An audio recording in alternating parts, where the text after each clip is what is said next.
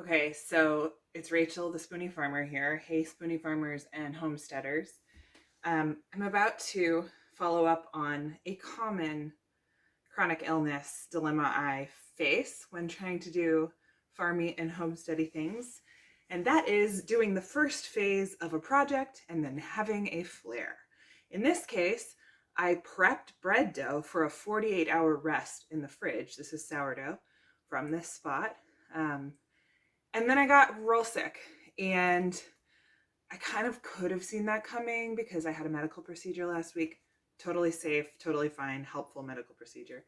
But I was feeling so good the first couple days, I thought, oh, I'll do the work part up front, right? Working the dough, let it rest, and then pop it in the oven. And by the day I was supposed to pop it in the oven, I felt like I had the flu times 6, even though it was just a flare up of my regular symptoms in combination with some of the medication I had to take post procedure. All that oversharing to say, this happens to me a lot. I also defrosted salmon and meant to cook it the next day, and it's 3 days later, and I'm just hoping it still smells like fresh fish. So this is an experiment. We're going to see if this still makes decent bread. This is an experiment I know a lot of us with dynamic disabilities and sort of unpredictable chronic illnesses have to experiment with a lot of the time. It happens in the garden. I started seeds in the garden a few days ago, and yesterday I felt too sick to go up the hill in the incredible heat and water. And so I don't know if the squash mounds that I planted, I don't know if those seeds fried. It's just an experiment and a meditation on complete lack of control. And it's hard, but it's also interesting because some things still work. And I'm kind of trying to find out what those things are. Like, if I know I actually have a lot more leeway in this bread process than I thought, great. I'm not used to doing such a long, slow rise for bread. That's a new practice for me because I'm trying to get, a fluffier, more aerated, bigger bubble sourdough, like the classic sourdoughs. I've been making sourdough for years, but I always made it quite dense because I did a knead and bake immediately. I don't really understand how people did this before refrigerators. I need to do more research into that. Maybe they had a cold room and they did it in there. But it really does make a much different grain in the bread, and it's lovely. So what I'm hoping is, as they say on the Great British Bake Off, this hasn't overproved, as in developed so much of the yeast and gluten and bubbles that it's collapsed on itself. We're going to find out. So I'm going to preheat my oven and pop this bread in there, and I'm going to take you with me. Thanks for joining. So I've had this in the fridge. Oh, well, maybe we're not going to do that because I see spores on this. Now, if those were just the sourdough, that would be fine, but I'm concerned that they're mildew, so I'm going to smell it. It's not bad. Huh. I mean, the great thing about baking is it kills stuff. One of the interesting things a friend of mine back when I used to farm more full-time told me, she had been a neurobiologist in a research lab beforehand, and she was really into fermentation. Shout out Nicole if you're watching this. I'll try to tag her in this video so you can go check out her Instagram. She does some great stuff over there. There's a theory that even though, we know that probiotic foods like yogurt and sourdough have been helping us out in our gut microbiome for years, there's a theory that because of the way that bacteria and microbes are able to exchange DNA when they eat each other, it's wild, check it out. Even if they're dead, it might be possible that the living microbes in our gut when we eat sourdough are taking that DNA and replicating it. I don't know. We don't know.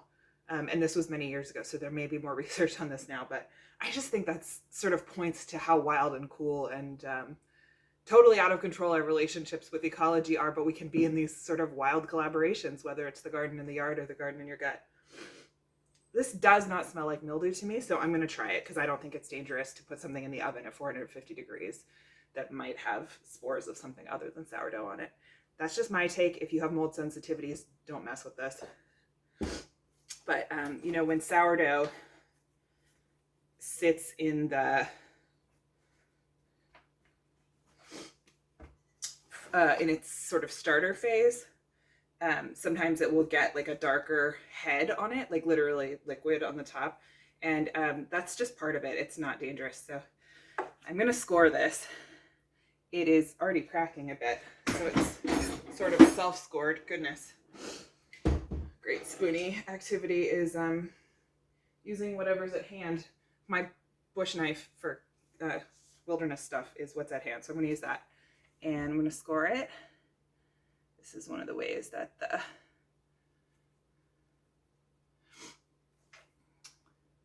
steam can escape, because actually when we're baking bread, the inside of it is steaming, which is so cool. And this bread is going to rest. No, they smell fine. I think it's the trash can that doesn't smell good.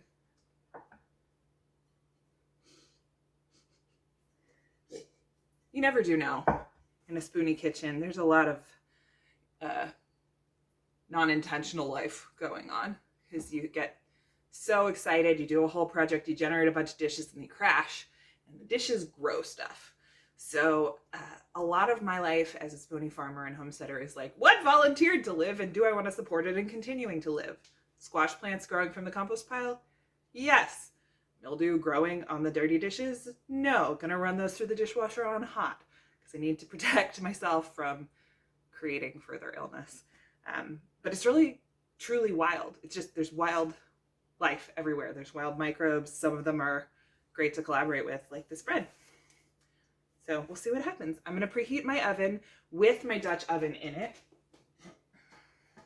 with the lid on. This is oven safe. And then start the bread in there with the top on, so it sort of doubles that steaming effect. And then we'll finish it off with the top off. So while the oven was preheating, I filled up the dishwasher, and now I'm very hot and dizzy. So I am sitting in my comfy kitchen chair. It's a bar chair with a back and a cushion. Highly recommend. And I'm having to talk over the sound of the oven preheating and the dishwasher running, because we gotta multitask while we have the energy. So please excuse that. The oven is preheated. I'm gonna pop out my Dutch oven, pop this experimental bread loaf in, and put it back in the oven.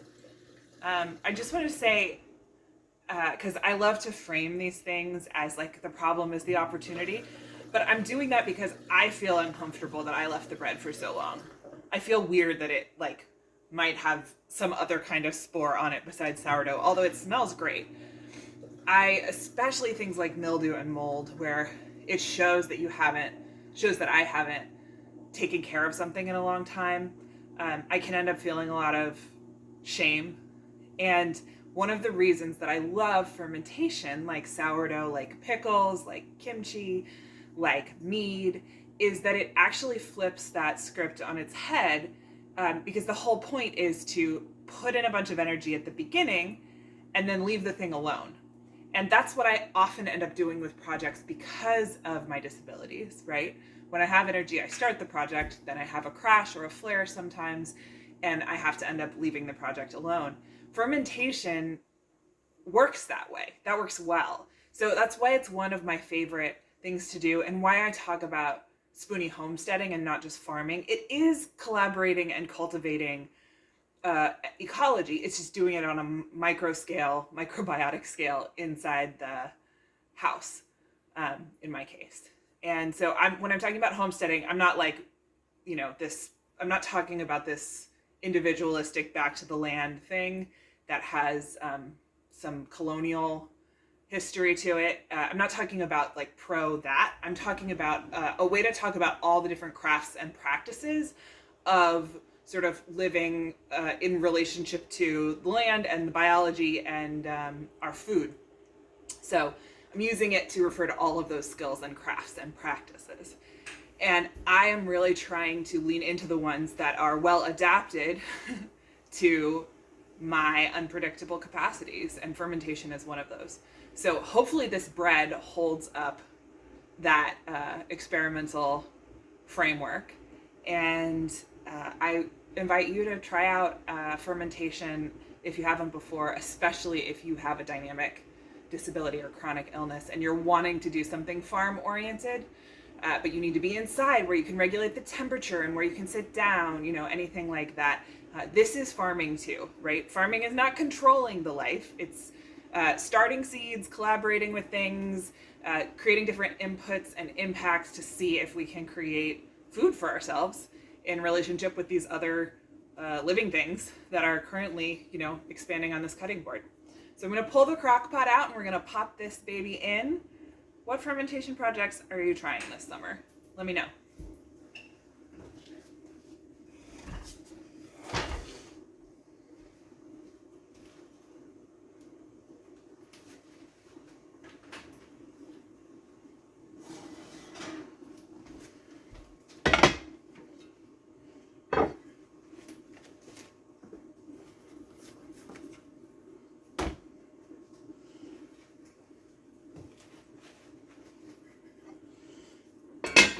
All right, happy baking.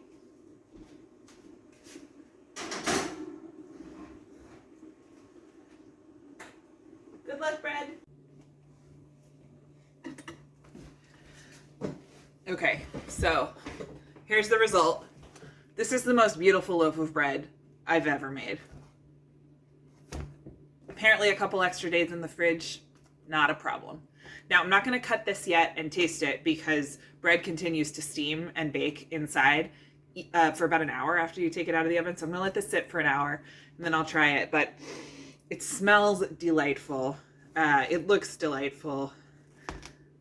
It's got a good crust on it. One of the best I've gotten on a sourdough. So forgetting about sourdough while you're in a flare, Rachel tested and so far approved. Happy fermenting.